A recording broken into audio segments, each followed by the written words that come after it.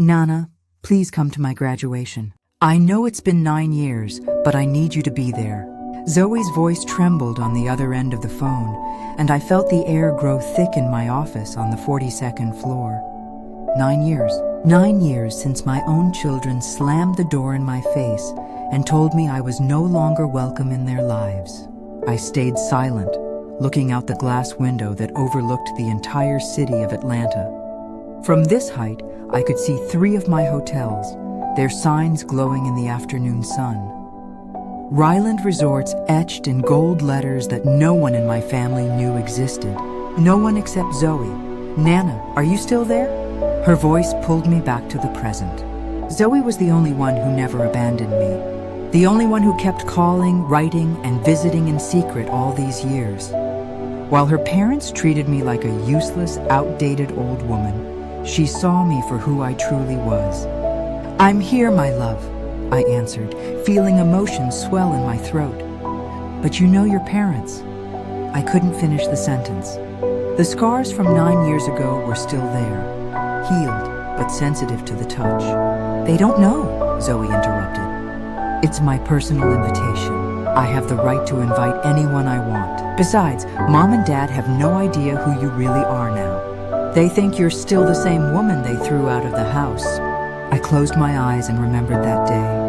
Tia yelling that I was a burden, that my ideas were antiquated, that I didn't understand the modern world. Marcus nodding from the couch, spineless as always, incapable of defending his own mother. "You'd be better off moving into an assisted living facility, Mama. You'll be better off there," my own daughter had told me, as if I were an object that had outlived its usefulness. I got up from my Italian leather chair and walked toward the window. The city stretched out beneath my feet like a chessboard, where I had learned to make the right moves. Every building, every street, every light flickering on at dusk reminded me of the road I had traveled alone. "Zoe, 9 years have passed. Maybe it's better if things stay as they are," I whispered, even though a part of me was dying to see her walk toward that diploma that I had secretly paid for. "Nana, you paid for my degree. You sent me money every month when they thought I had a scholarship. You listened to me cry on the phone when I felt lonely. You deserve to be in the front row watching me graduate with my medical degree." Her voice cracked a little. "Please, I need you to be there. I need you to see what we accomplished together." I looked over at my desk where I kept a framed photo of Zoe in her white hospital coat from her residency. Beside it was a local newspaper featuring my photo in the business section. Aisha Ryland, the entrepreneur who revolutionized luxury hospitality in the region. If my children knew that the woman they considered finished now had a net worth of several $1,000,000, employed more than 500 people, and had built an empire from scratch after they discarded me. I touched the photo frame. Zoe had the same eyes I had at her age. That same determination that my own children never valued. She had inherited my strength, my vision, my ability to build something great from nothing. "Where is the ceremony?" I asked, and I could hear her sigh of relief. "At the university auditorium this Saturday at 5 in the afternoon, Nana. Everyone will be there." "All the relatives," she paused, "including Mom and Dad." I felt a knot in my stomach. 9 years without seeing them. 9 years wondering if they ever thought of me, if they ever regretted treating me like trash. 9 years building a new life, a new identity, a success they could never imagine. "All right," I finally said, "I'll be there." "Seriously?" Zoe sounded incredulous. "Seriously?" "But Zoe, I want you to know something. I'm not the same woman they knew 9 years ago. I've changed. I've grown. I've built something they can't even imagine." "I know, Nana. I always knew. That's why I need you to come so they can see who you really are." After hanging up, I stared at the city stretching beneath my feet. The phone rested in my hand, a familiar weight. Tomorrow, I would call my assistant to prepare everything.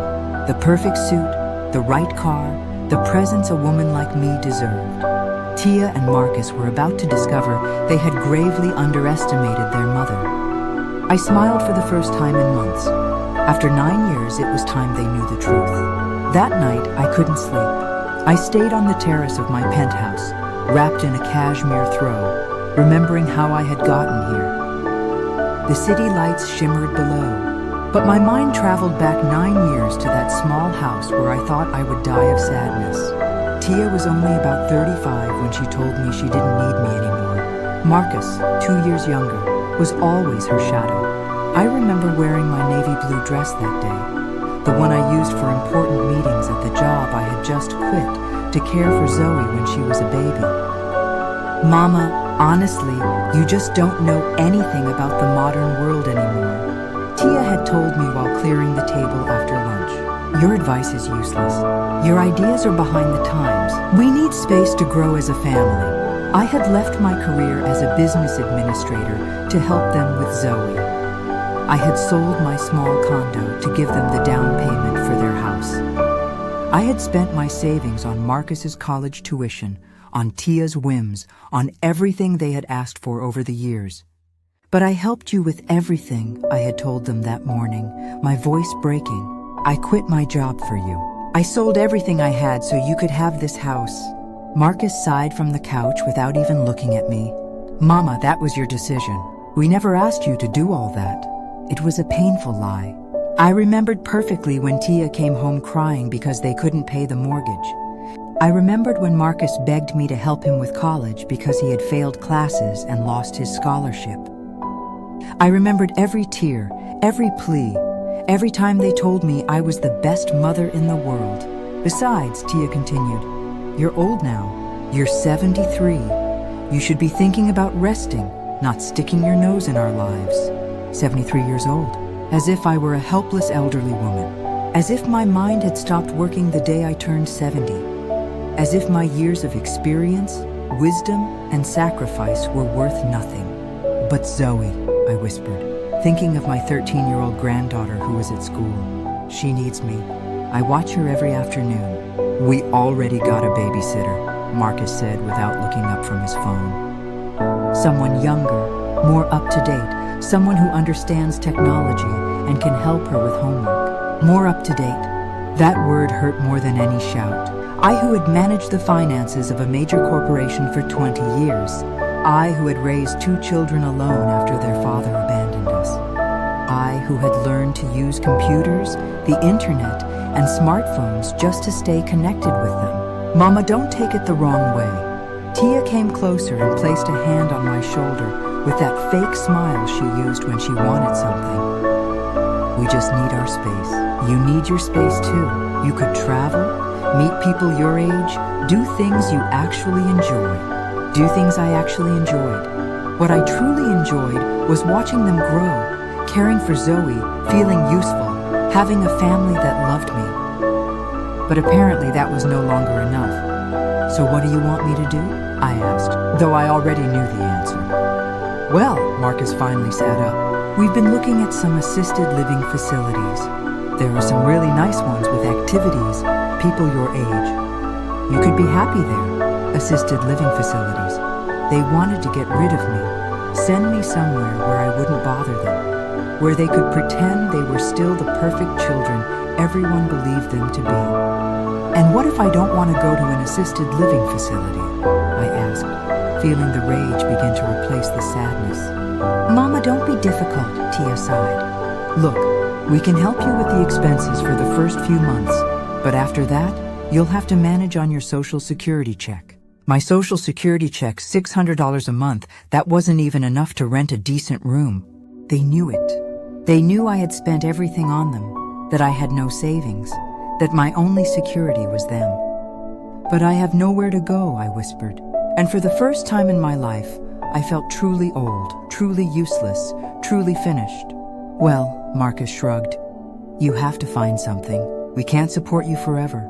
They couldn't support me after I had supported them their entire lives, after sacrificing my future for theirs, after believing that a mother's love was something valued, respected, and returned.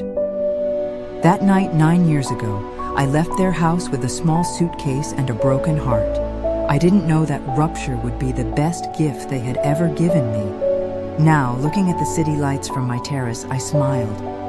Tomorrow they would see what I had done with that pension they were so worried about. The day I left their house, I cried for 3 hours straight on a park bench.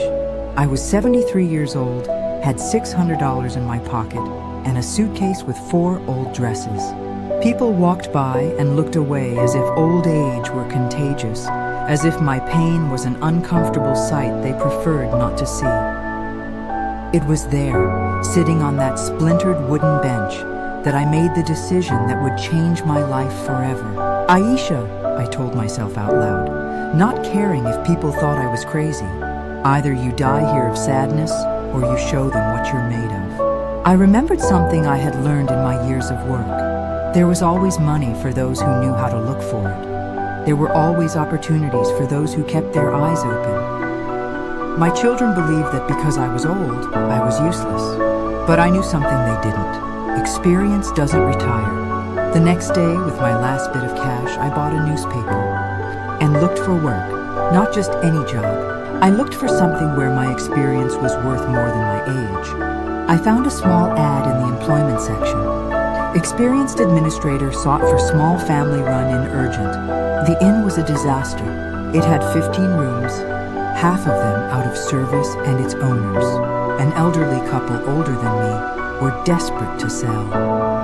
Mr. Franklin Hayes was 80 years old, and his wife, Mrs. Betty Hayes, had lost her sight due to diabetes. They couldn't manage the business anymore. "Ma'am," Mr. Hayes said when he saw me arrive, "we need someone who understands numbers, who knows administration, but we can't pay much salary.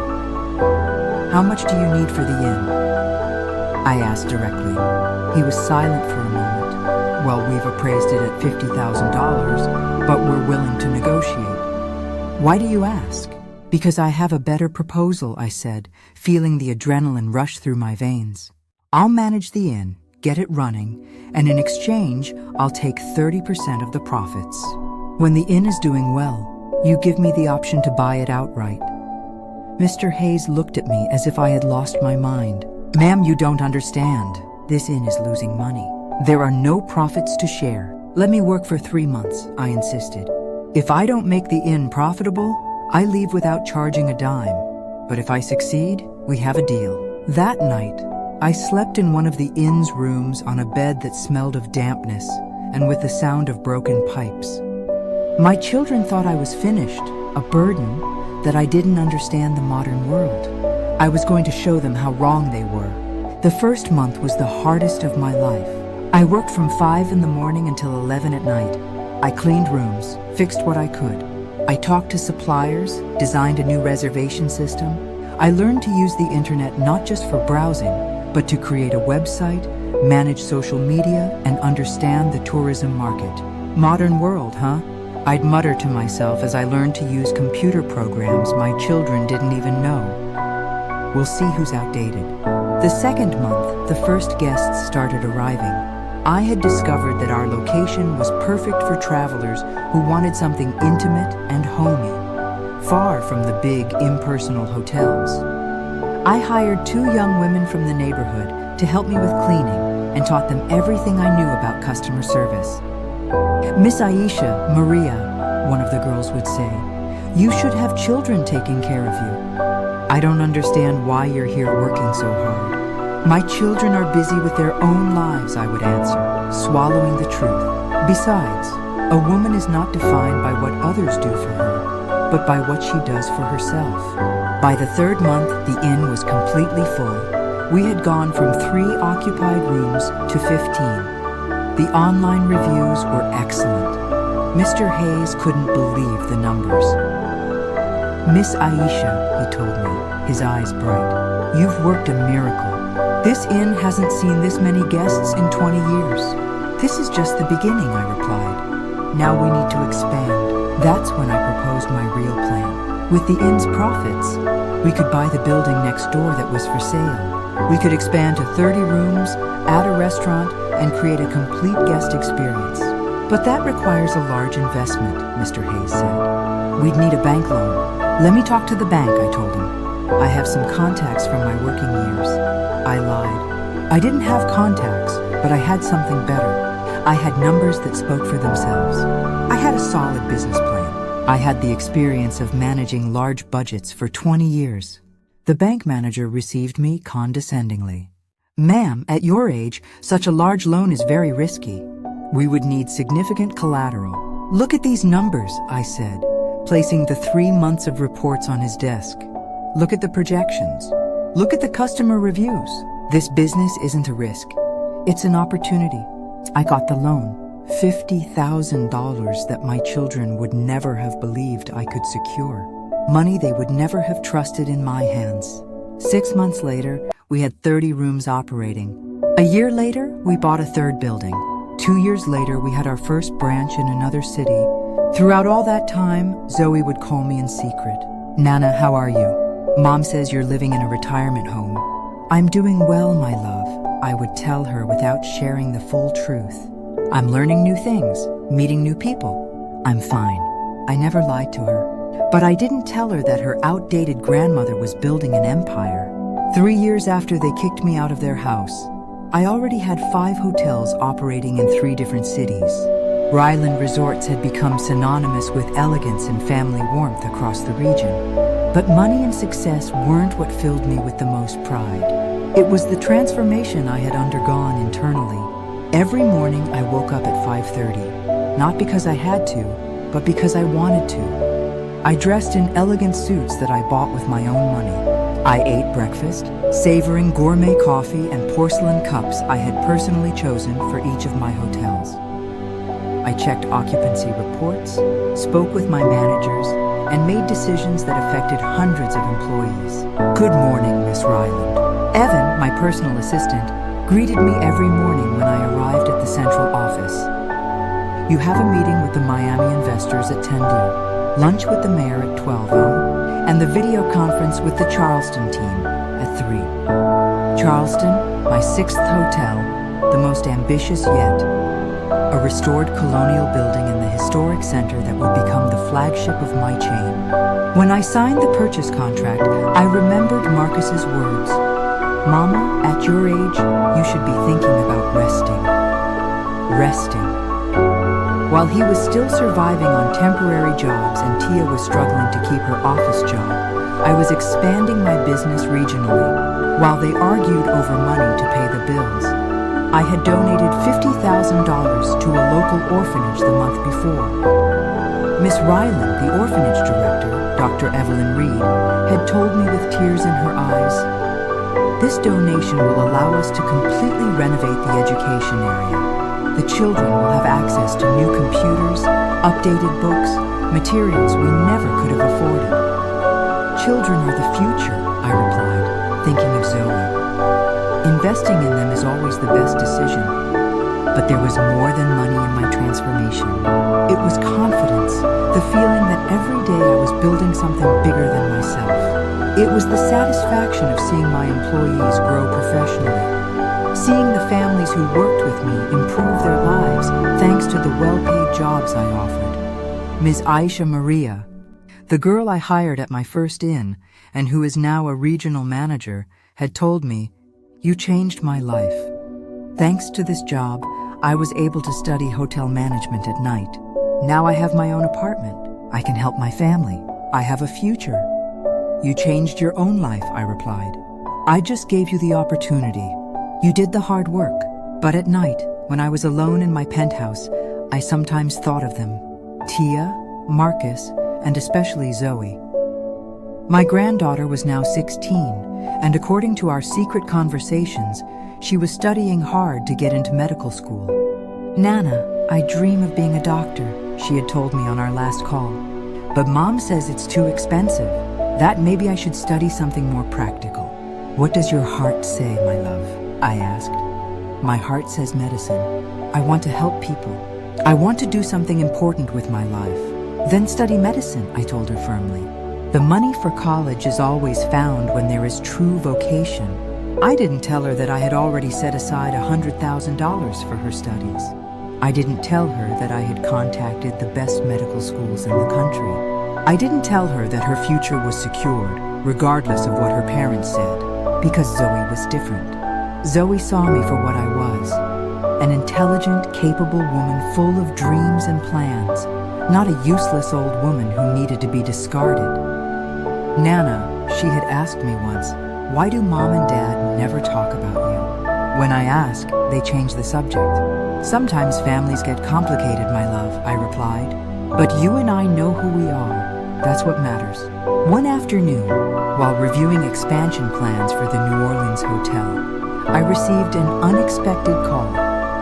It was a number I didn't recognize, but when I answered, I heard a familiar voice. "Miss Ryland, this is Sterling Vance from the Central Bank. We have a very interesting business proposal for you." Sterling Vance was one of the vice presidents of the region's most important bank. We had met at a few business gatherings, but had never spoken directly. "The bank is interested in financing your national expansion," he continued. "We have been following the growth of Ryland Resorts, and we believe it has the potential to become a significant regional chain. We are talking about a line of credit of $5 million. $5 million. My children had believed that $600 a month in Social Security was all I could handle. Now a bank was offering me $5 million to expand my business. "I'm interested," I replied with the composure I had learned over these years of business. "Let's schedule a meeting to discuss the terms." After hanging up, I looked out my office window. Down on the street, I saw an older woman carrying grocery bags, walking slowly, ignored by everyone who passed her. 4 years ago, that could have been me. Invisible, discarded, considered a nuisance by her own children. Now I was a respected businesswoman, a responsible employer, a successful investor. I had built something that would last, something that had value, something that proved that age was not a limit, but an advantage.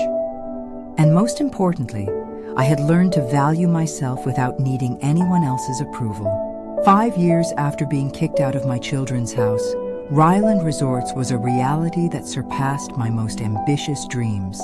Of all our hotels, I need a video conference with all 12 of them tomorrow at 3 in the afternoon in the main boardroom. I also want you to invite Mr. Vance from the bank, Dr. Evelyn Reed from the hospital where we donated the medical equipment last month, and the mayor if he's available. An unusual occasion.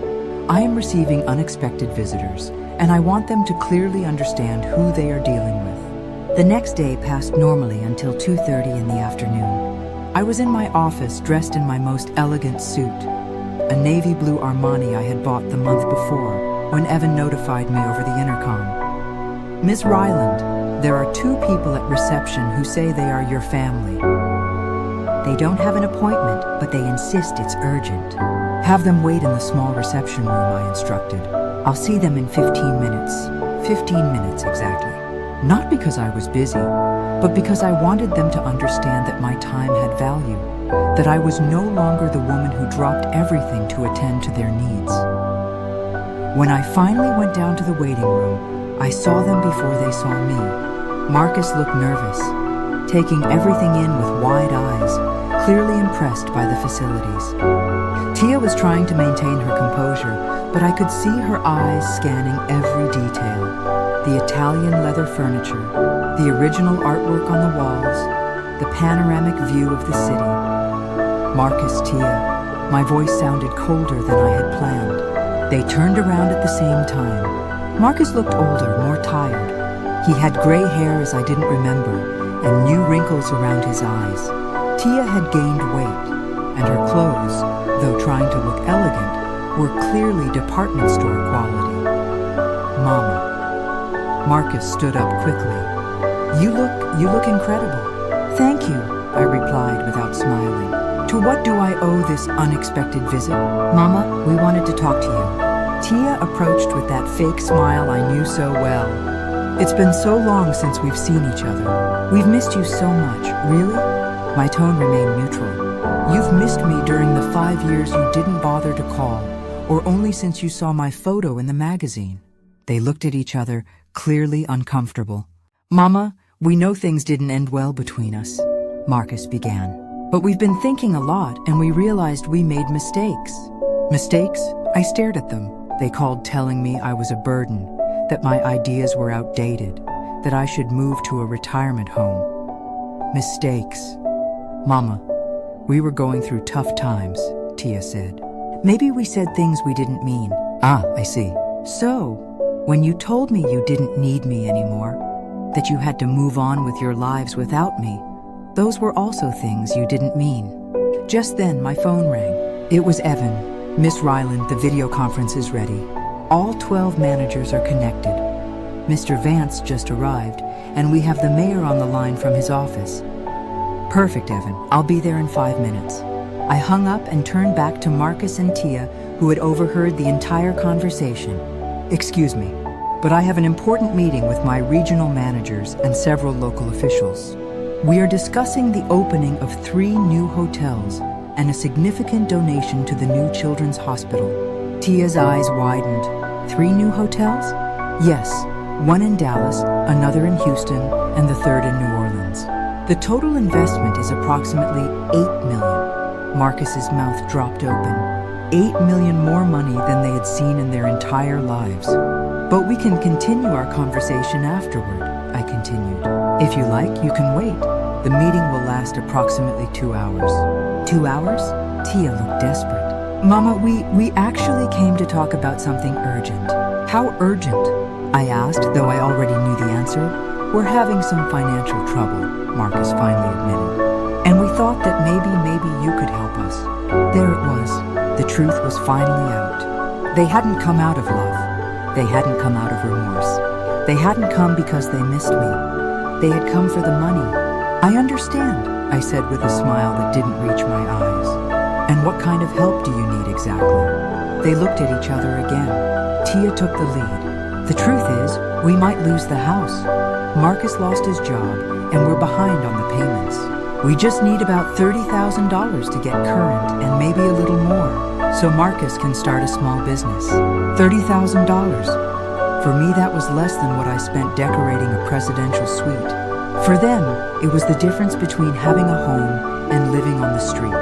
Let me see if I understand, I said slowly. You who told me 5 years ago that you didn't need me anymore, who kicked me out of your lives because I was a burden, are now coming to ask me for money because you're in trouble. Mama? We're family, Tia said in a pleading voice. Families help each other. You're right, I replied. Families help each other. But where was my family when I needed help? Where was my family when I was left without a home, without money, without anything? But you made it, Marcus protested. Look at you now. You have all of this. Exactly. I have all of this because I built it alone, without your help, without your support, in spite of you. At that moment, Evan appeared at the door. M. Ryland, I apologize for the interruption, but they are waiting for you in the boardroom. Thank you, Evan. I turned back to Marcus and Tia. As I said, I have an important meeting. If you want to talk, you'll have to wait, or you can come back when you have a scheduled appointment. Mama, please. Tia stepped closer. It's only $30,000 to you. That's nothing. I looked at her intently for several seconds. You're right, Tia. To me, $30,000 is nothing. But you know what is something to me? Respect. Dignity. The acknowledgement that I am more than a bank you can run to when you're desperate. We respect you, Mama, Marcus said. We always have, really? I laughed, but there was no humor in it. You respected me when you called me outdated. You respected me when you sent me to look for a retirement home. You respected me when you closed the door and decided I was no longer part of your lives. They couldn't answer. I'm going to my meeting, I announced. When I finish, we can continue this conversation. But I want you to understand something. Money doesn't erase the past. And if you want me to consider you family again, you're going to have to prove that you understand the damage you did to me. I walked out of the room, leaving them speechless. For the first time in my life, I was the one who had set the rules of the game, and it felt incredibly good. When I returned from my meeting 2 hours later, Marcus and Tia were still in the waiting room. I found them talking in low voices, clearly nervous, looking at every detail of the facilities as if they were appraising everything they saw. Seeing me enter, they immediately stood up. How did the meeting go? Tia asked with a forced smile, trying to sound casual. Very well, I replied dryly. We confirmed the opening of the 3 new hotels and approved the $2 million donation to the children's hospital. I saw Marcus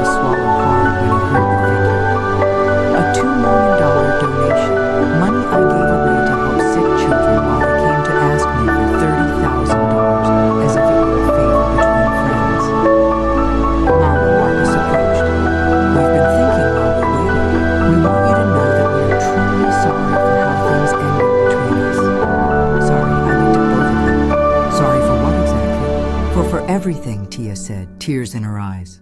For telling you to leave, for not valuing everything you did for us, for treating you badly. Treating me badly? My voice rose a little. Tia, you didn't treat me badly. You destroyed me. You made me feel like I was trash, like 50 years of being your mother was worth nothing. We exaggerated, Marcus admitted. We were stressed. We had financial pressures. And maybe we took out our frustrations on you. Took out your frustrations. I sat down in one of the armchairs, forcing them to remain standing. Marcus, do you remember what you told me the last day I was in your house? Marcus looked away. Mama, that was a long time ago. I'll refresh your memory, I interrupted. You told me I was a burden, that my advice was useless, that you needed space to grow as a family, and that the best thing was for me to go to a retirement home because I'd be better off there. Mama and you, Tia, I turned toward my daughter. You told me my ideas were behind the times, that I didn't understand the modern world, that I should move away because I no longer fit into your lives. Tia looked uncomfortable, wringing her hands. Maybe we used very harsh words. Maybe. I got up from the armchair.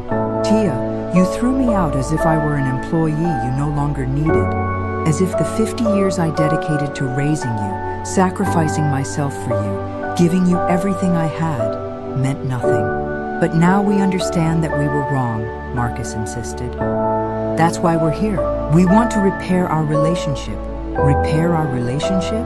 I looked at them intently. Or repair your financial situation. An uncomfortable silence followed. I could see them looking at each other, trying to decide what to say. Mama, it's true that we're going through tough times, Tia finally admitted. But that doesn't mean we only came for money, no. I took out my phone and dialed a number. Evan, can you come here for a moment? My assistant appeared in less than a minute. Evan, do you remember the first time my children tried to contact me 3 months ago? Yes, Miss Ryland. It was after the article about you came out in the business magazine. Exactly.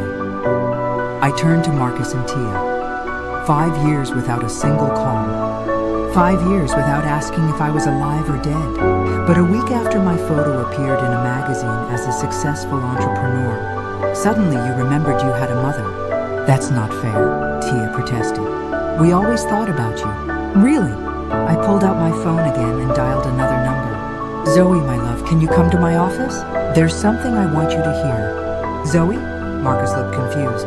Zoe is here. Zoe works with me on the weekends, I explained. It's part of her practical training for medicine. She's also my personal assistant for some special projects. A few minutes later, Zoe entered the room. Seeing her parents, she froze at the door. Hi, Dad. Hi, Mom, she said in a tense voice. Zoe, what are you doing here? Tia asked in surprise. I work here, Zoe replied firmly. Nana has been helping me with my medical studies, and I help her with some projects. Helping you? How? Marcus looked confused. Zoe, you said you had a scholarship. I lied, Zoe admitted. Nana asked me to keep our relationship a secret because you had hurt her badly, but we've been in contact this whole time. This whole time? Marcus looked betrayed. 5 years talking to your Nana behind our backs. Yes, Dad. 5 years where the only person who truly cared about my future was Nana. 5 years where you kept saying medical school was too expensive while she had set aside all the necessary money. Tia sank into a chair, clearly overwhelmed. I can't believe it. This whole time, I continued. You've been telling people that your mother was in a retirement home, that she was a poor old woman who knew nothing of the modern world. Meanwhile, that poor old woman was building an empire and securing her granddaughter's future. Mama, we didn't know, Marcus began. You didn't know because you didn't want to know, I interrupted him. You didn't know because from the moment you kicked me out of your lives, you decided I no longer existed to you. But now, we do want to know, Tia insisted. Now we want to be part of your life again. Now I laughed bitterly. Now that you know I have money, now that you know I can solve your financial problems. It's not just about the money, Marcus protested. I looked at them defiantly. Marcus, if I were still the same woman you threw out 5 years ago, If I were still living on $600 of Social Security in a small room, would you have come looking for me? Marcus couldn't answer. Exactly, I continued. If I were still the outdated woman who didn't understand the modern world, if I were still the burden you wanted to send to a retirement home, you wouldn't be here. But things changed, Tia said desperately. You changed, we changed, everything changed. You're right, I admitted. I changed. I changed because I had to. I changed because you forced me to. I changed because I discovered I could live without your love. But I couldn't live without my dignity. Zoe stepped closer and took my hand. Nana, maybe you should tell them everything. Tell them what, my love? About the graduation? About my invitation? There it was. The moment I had been waiting for without knowing it. What graduation? Tia asked. Zoe looked at me for permission. I nodded slowly. My medical school graduation, Zoe said clearly. Next Saturday. I finished all my studies and I'm graduating as a doctor. You're graduating already. Marcus looked stunned. But you're only 22 years old. I'm 22 because I started early and because I had the necessary financial support to concentrate completely on my studies, Zoe explained. Thanks to Nana, I never had to work to pay for college. I was able to dedicate myself full-time to studying, and the graduation is on Saturday. Tia seemed to process the information slowly. Yes, and I invited Nana as my guest of honor. The silence that followed was deafening. Marcus and Tia looked at each other, clearly understanding the implications. Zoe, Tia said slowly. We're invited too. Zoe looked at me again. This time I was the one who answered. Zoe can invite anyone she wants to her graduation, I said calmly. It's her special day, but I want you to understand something. That day I won't be going as the repentant mother you kicked out 5 years ago. I'm going as the woman who financed Zoe's education, as the entrepreneur who built all of this, as the Nana who never stopped believing in her granddaughter. Mama, Tia began. That day, I continued, Zoe is going to discover who her family truly is. She's going to discover who was there when she needed it, and who only shows up when it's convenient. I left them with those words ringing in the air. The graduation was in 5 days, and it would be the perfect moment for everyone to understand how things had changed, to understand who held the power. The day of the graduation dawned perfect. Blue skies, ideal temperature, and a gentle breeze that moved the curtains of my penthouse as I prepared for the most important event in the last 5 years. It wasn't just Zoe's graduation. It was my official reappearance in my children's lives, but this time on my own terms. I dressed carefully. A cream-colored Chanel suit I had bought especially for the occasion. Low-heeled but elegant Italian shoes, and the jewelry I had inherited from my mother, but never had the chance to wear when I lived with them. The natural pearl necklace, the diamond earrings, the Cartier watch I had gifted myself the previous year. Each piece told a story of success, of recovered dignity. Miss Ryland, Evan told me when I arrived at the office that morning. The car is ready for Ford. I confirmed the reservation at the restaurant for after the ceremony. Confirmed for 8 people, I replied. Zoe can invite whoever she wants to celebrate. I had reserved the private dining room at the Belvedere, the most exclusive restaurant in the city. I wanted Zoe's day to be perfect regardless of what happened with Marcus and Tia. At 3 in the afternoon, Zoe called me from the university campus. Nana, I'm nervous, she said, her voice trembling. Not about the graduation, but about what's going to happen when Mom and Dad see you. My love, today is not a day for nerves, I replied gently. Today is your day. Today we celebrate you becoming a doctor. Everything else is secondary. You're coming in the company car. I smiled. Zoe knew I had several luxury cars, but I had chosen the newest Mercedes-Benz S-Class in the fleet. Not to show off, but because I wanted to arrive with the elegance appropriate for a successful businesswoman. Yes, my love, and I'll be in the front row, applauding louder than anyone when you walk toward that diploma. At 4 exactly, my chauffeur opened the Mercedes door for me in front of the main entrance of the university auditorium. I could feel people's stares as I walked toward the entrance. My posture was erect, my steps assured, my expression serene yet powerful. Ms. Ryland, a young man with a press badge approached. I'm from the local paper. Could we take a photo? We know your granddaughter is graduating and that you financed her studies. Of course, I replied with an elegant smile. But today, the spotlight is on Zoe. As I posed for the photo, I saw Marcus and Tia arriving out of the corner of my eye. They were in an old car, clearly nervous, dressed in the best they had, but which was clearly not enough for the occasion. I watched them stop as they saw me posing for the press, their faces reflecting a mixture of shock and what appeared to be envy. I finished with the photographer and headed toward the entrance. Marcus and Tia approached tentatively. "Mama," Tia said, "you look incredible." "Thank you," I replied courteously. "You both look well too." It was a lie, but there was no point in being cruel. Marcus was wearing a suit he had obviously rented for the occasion, and Tia was in a dress that had seen better days. The difference between us was immense, but I no longer found satisfaction in humiliating them. I only felt empty. "Can we sit together?" Marcus asked hopefully. "I have reserved seats in the front row," I explained, as Zoe's guest of honor. "You can sit where the ushers seat you." I saw them swallow. Guest of honor.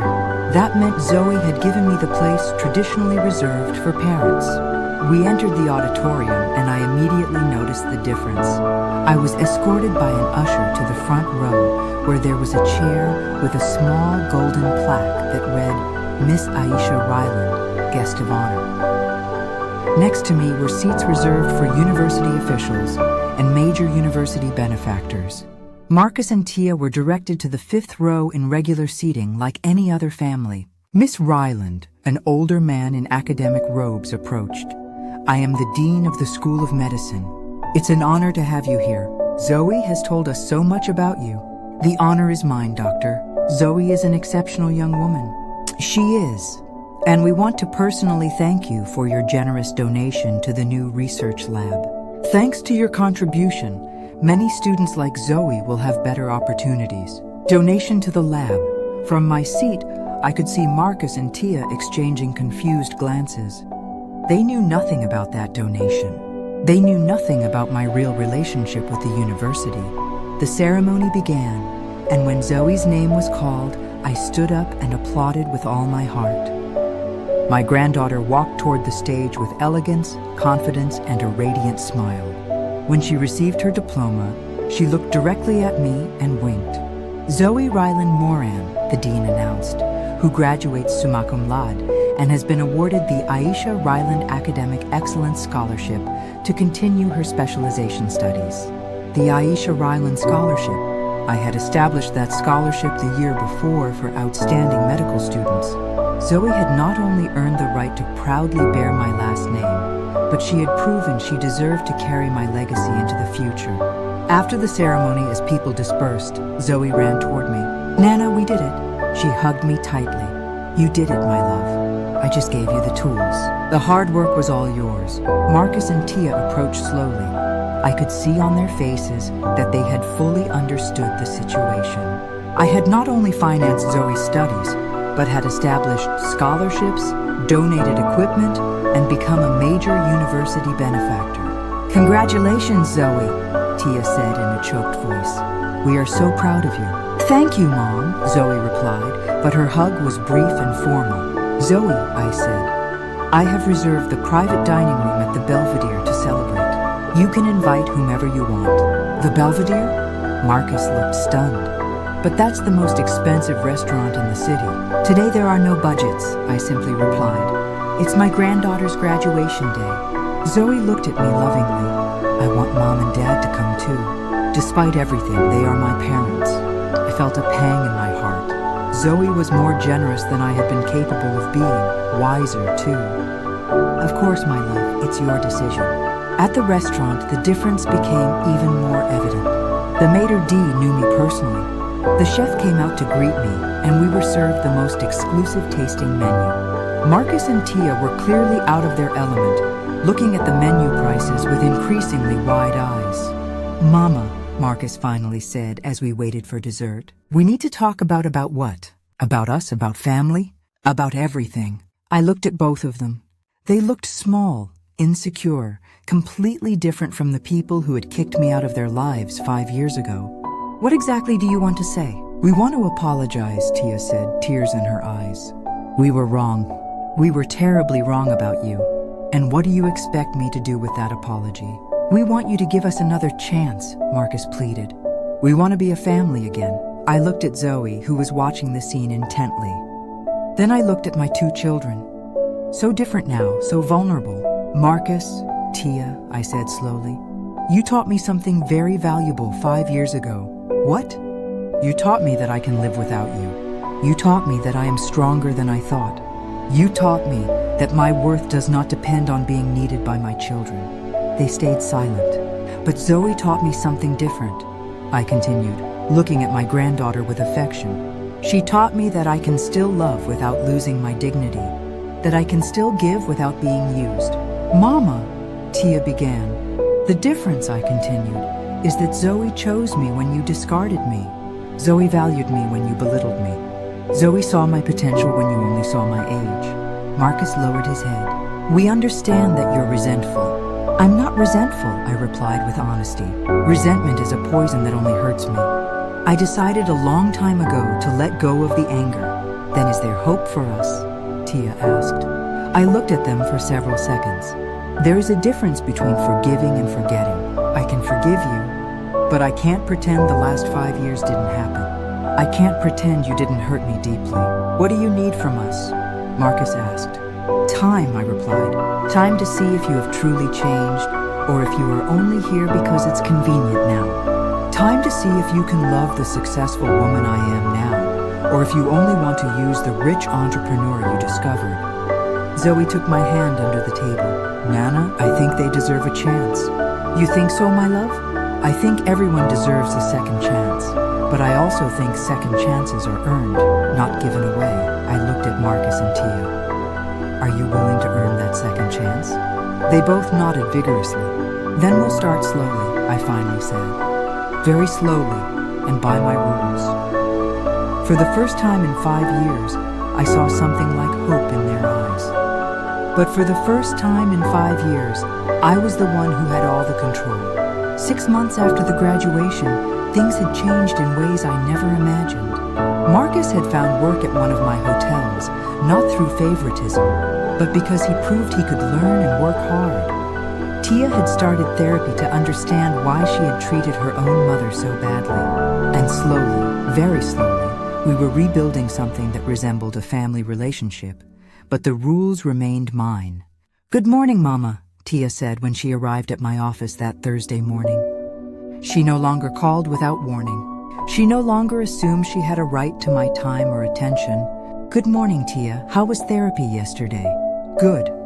We talked about guilt, about how fear made me hurt you." She sat across from my desk, no longer with her former arrogance, but with genuine respect.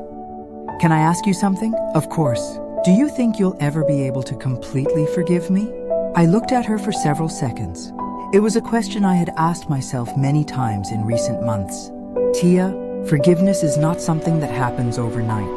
It's a process, and that process includes seeing real changes, not just words." "I understand," she said in a small voice. "And what changes have you seen?" "I've seen Marcus get up every day at 6 in the morning to go to work. I've seen him respect his colleagues, learn from his mistakes, and not use our family relationship to get special favors. Marcus had started as a concierge at the Dallas hotel and had been promoted based on his own merit. He was now an assistant manager, and his superiors didn't know he was my son until he told them himself after 3 months on the job. "Excellent. I've seen you go to therapy every week," I continued. "I've seen you apologize to Zoe for putting her in the middle of our problems. I've seen you trying to understand why you hurt me so badly. And is that enough?" she asked hopefully. "It's a start," I replied honestly. "But Tia, I need you to understand something. I am no longer the same woman you knew. I won't go back to being the mother who who sacrifices in silence, who gives everything without receiving anything in return, who allows herself to be mistreated because she is afraid of being alone. "We don't want you to go back to being that woman," she said quickly. "We want to get to know the woman you are now." Just then, Zoe entered the office. She was officially my executive assistant while completing her specialization in pediatrics. Working with me allowed her to gain experience in hospital administration, something that would be useful in her future as a doctor. "Nana, the confirmation from New Orleans just came in. Hotel number 15 officially opens next month." 15 hotels. In just 6 years, I had built a chain that competed with the best in the country. But more important than the numbers was what I had learned about myself in the process. "Excellent news," I told Zoe. Then I turned to Tia. "Would you like to come to the inauguration?" Her eyes lit up. "Seriously? Seriously? But not as the daughter who owes me favors, but as part of the family we are slowly rebuilding." "I would love to," she said with a genuine smile. That afternoon, after Tia left, I stayed alone in my office watching the sunset from the window. Zoe came over and sat in the chair across from my desk. "How do you feel about all of this, Nana?" "Confused sometimes," I admitted. "Part of me wants to go back to being the family we were before. Another part of me remembers the pain and resists." "And which part wins?"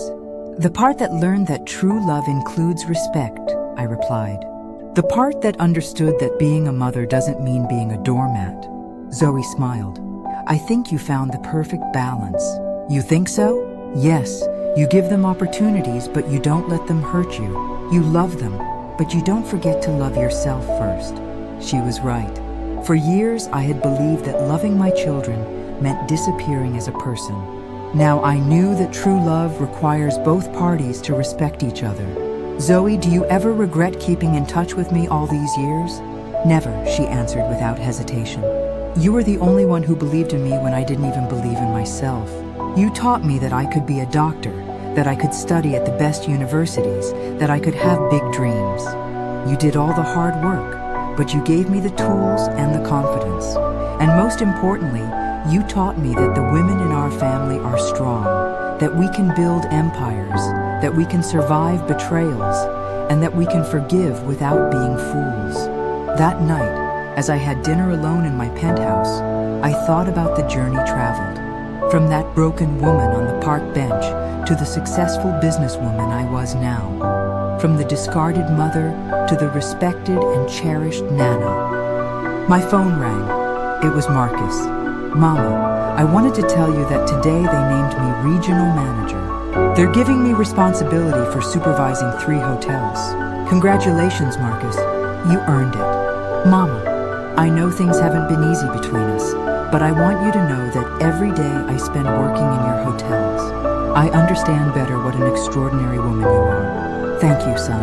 And I want you to know that I no longer work there because you're my mother.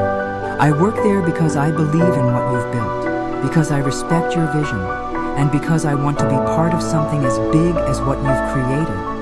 After hanging up, I poured myself a glass of wine and went out to the terrace. The city shimmered beneath my feet, full of possibilities, full of life. I had learned that revenge had never been the goal. Freedom, yes, the freedom to be valued, respected, and loved for who I truly was. The freedom to build something of my own, something no one could take away from me. I had learned that I didn't need permission to live my life fully. I didn't need my children's approval to feel valuable. I didn't need to be useful to be loved. I had learned that age was not a limitation, but an advantage. That experience was not obsolescence, but wisdom. That starting over at 73 was not the end, but a new beginning. I looked at the stars and smiled. Tomorrow there would be more hotels to plan, more employees to lead, and more dreams to build. But tonight, I would simply enjoy something that had taken me 78 years to achieve. The peace of knowing that I was enough exactly as I was, and that no one would ever be able to make me believe otherwise again. Did you like my story? If you listened till the end, drop a number 1 in the comments.